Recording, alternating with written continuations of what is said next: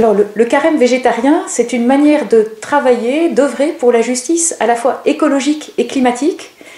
Alors le pape François, dans l'encyclique Laudato Si, nous rappelle avec force que la clameur de la terre et la clameur des pauvres sont intimement liées.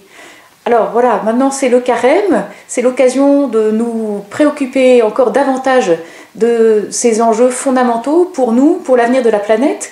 Alors nous savons que nous consommons très mal, que notre alimentation n'est pas équilibrée d'une part, que nous consommons beaucoup trop de produits qui ont fait le tour de la Terre avant d'arriver dans nos assiettes.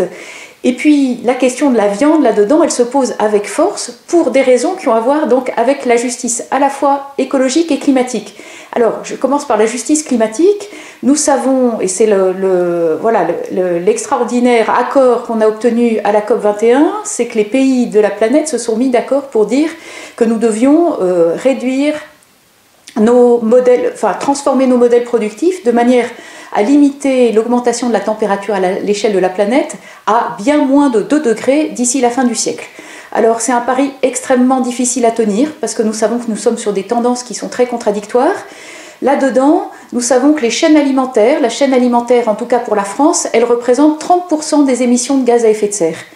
Et nous savons que les élevages nous font émettre beaucoup plus de gaz à effet de serre que les cultures végétales. Et donc manger moins de viande, c'est une manière d'œuvrer très directement pour la justice climatique.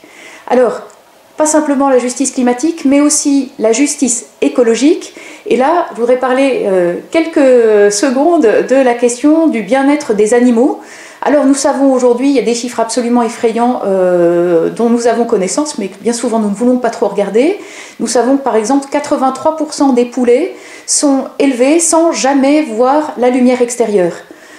Donc c'est assez terrifiant. Ça nous montre bien comment nous devons nous dire que non seulement il s'agit d'une faute, peut-être une faute morale pour nous, mais aussi d'une injustice à l'égard des animaux.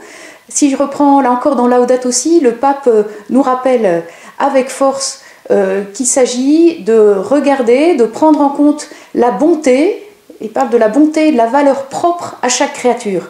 Voilà. Donc, disons-nous que manger beaucoup moins de viande, essayer de manger aussi le moins possible de produits surgelés, essayer d'acheter des produits alimentaires qui sont fabriqués localement, c'est une manière pour nous d'œuvrer pour cette justice du royaume.